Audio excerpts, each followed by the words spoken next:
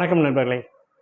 கணவன் மனைவி இப்போல்லாம் வந்துட்டு குடும்ப வாழ்க்கையில் திருமணமான சூட்டோட சூடாக வந்துட்டு அடுத்தே வந்து இந்த டிவோர்ஸ் பற்றிய செய்தியெல்லாம் வருதுன்ட்டு. ஏன்னா இப்போ பிரபலங்கள் அடுத்தடுத்து வந்து இந்த மாதிரி டிவோர்ஸ் இதுக்குள்ளே மாற்றும்போது வந்துட்டு எல்லாருக்கும் வந்து அந்த திருமண வாழ்க்கைங்கிறது அவ்வளோ சிக்கலான ஒரு விஷயமா அப்படின்ட்டு ஒரு பயம் வருது, ஒரு எதிர்மறையான சிந்தனை வருது.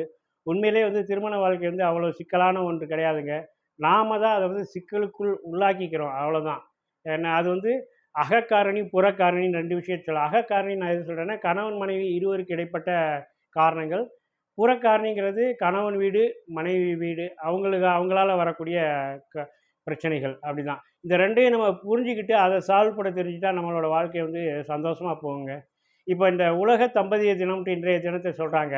இதுவே பார்த்தீங்கன்னா, ஒரு விதமான மார்க்கெட்டிங் உத்தி அப்படிங்கிறது நமக்கு தெரியும். இந்த மாரி தினம் தினம்னு ஒவ்வொன்னுக்கும் அன்னைய தினம், அப்பாக்கள் தினம் இதெல்லாம் கொண்டு வர்றது எல்லாமே வந்துட்டு அதையொட்டி ஒரு வியாபாரம் இருக்கும். இத அப்படியே நம்ம குடும்ப வாழ்க்கையில கொண்டு வாருங்களேன். இப்போ நம்ம கணவன், மனைவி குடும்பம் நடத்தியிருக்கோம் அப்படிங்கிறப்ப வந்துட்டு, ஒரு மாரி எந்திரத்தனமான ஒரு வாழ்க்கை சூழல்ல தான் இருக்கும். இருவரும் வேலைக்கு போற குடும்பமா இருந்துச்சுன்னா 2 பேருமே வேலைக்கு போவாங்க.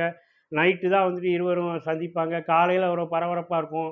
ஒரு வார கடைசியில ஒரு ஞாயிற்றுக்கிழமையோ, சனி, ஞாயிறோ தான் வந்துட்டு ஒருத்தருக்கு ஒருத்தர் மனம் விட்டு பேசுற மாரியான இருக்கும்.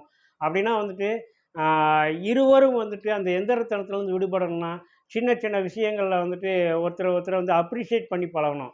ஒரு சாதாரண ஒரு சமையல்ங்கிறது வந்துட்டு தினமும் பண்றது தானே அப்படின்னாலும், அன்றன்றைய சமையலை வந்து நம்ம பாராட்டுறது, அதுபோக அன்னன்னைக்கு வந்து அலுவலகத்தில என்ன நடந்துச்சு, என்ன ஏதுன்னு கேட்டுட்டு, அந்த விஷயத்த பேசிக்கிறது.